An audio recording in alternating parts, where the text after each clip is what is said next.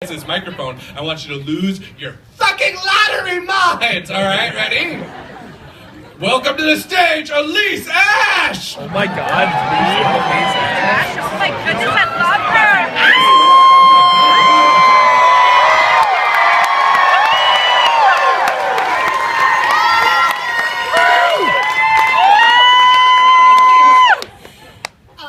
When I think of rewards, I don't really think about like little kids trying to get good grades or dogs trying to get treats. My immediate thought goes to my 63-year-old dad. And he's someone who, you wouldn't think that a Northwestern University graduate turned senior litigator at the Department of Justice would need a whole lot of external validation, but you'd be totally wrong in this case. I think it's because he grew up the oldest of 5 kids born within 8 years. So if you do the math on that, it means that my grandparents were having sex every single day. And so it's no wonder he grew up really craving the rewards of affirmation, attention, love, which later manifested itself in the way of he really, really craved the reward of game show prizes. And my dad, as long as I've known him, has been obsessed with game shows. He first was on Jeopardy, back when I still had ponytails and wanted a pony. And he did really great. He did great the whole game and then ended up losing by $1 in Final Jeopardy. It was heartbreak in the 7:30 time slot. And my mom to this day cannot watch the tape because she always thinks, maybe this time he'll win. Which I don't think she really understands videotaping or anything. And then after that, he got obsessed with trying to get on Who Wants to Be a Millionaire, which launched in 1999 with Regis Philbin. And I think he just thought, if I can just get on the show, this is way easier than Jeopardy, I can totally win. But Who Wants to Be a Millionaire, you need to know pop culture stuff, the difference between Mariah Carey and Carrie Underwood, which he had no idea. But long before his Who Wants to Be a Millionaire and his Jeopardy thing, him and my entire family were on Family Feud. Now, this was back in 1984, so I was a little one.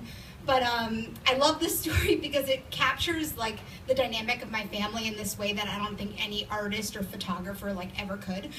And so back in 1984, the producers of Family Feud came out to Minneapolis, the Twin Cities, and held auditions. So my dad, who was obsessed and wants to win everything, had my mom and his whole family come to audition, and he had his whole little spiel planned. He was like, "Hi, my name is Stu. I'm in the law biz. This is my wife, Adrienne. She's in the kid biz.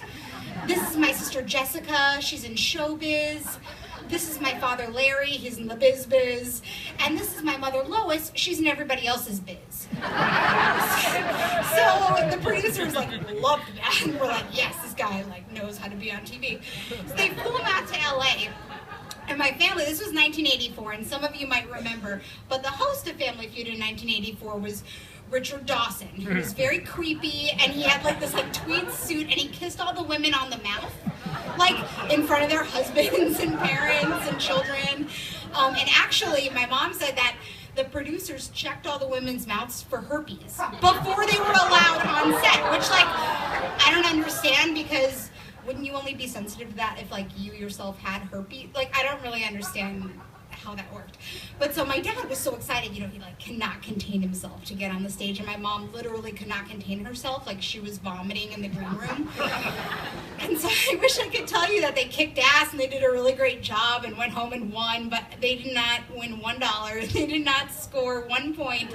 But the best part was the round right before the winning family, aka not my family, went on to win fast money.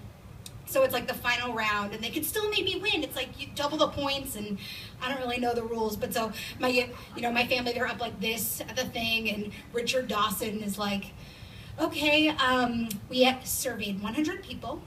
What do people look forward to the most about winter?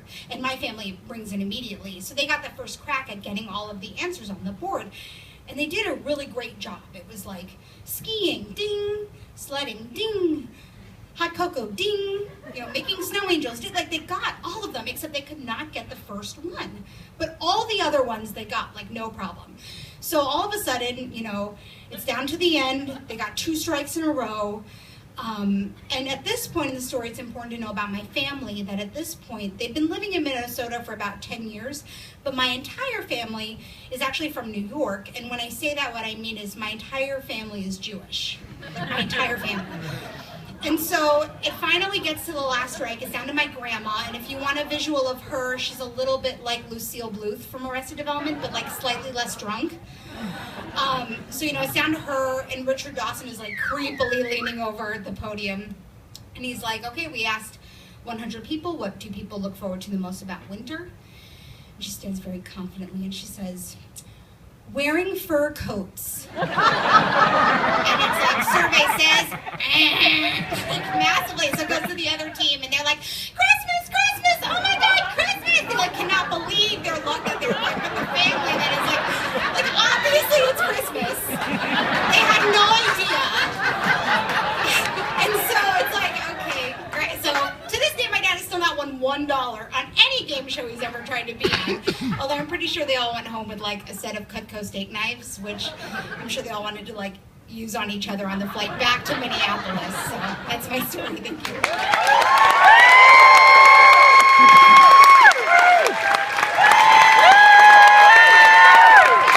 Elyse Ash!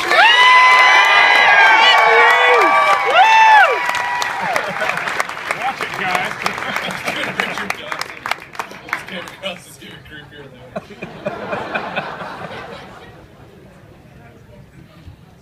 Come on. Okay.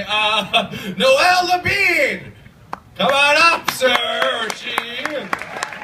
No, sorry. Really sorry. Hey, great job. You did an amazing job. And I like your coat. It's cool. Good job. Get out of here. Yeah, come on.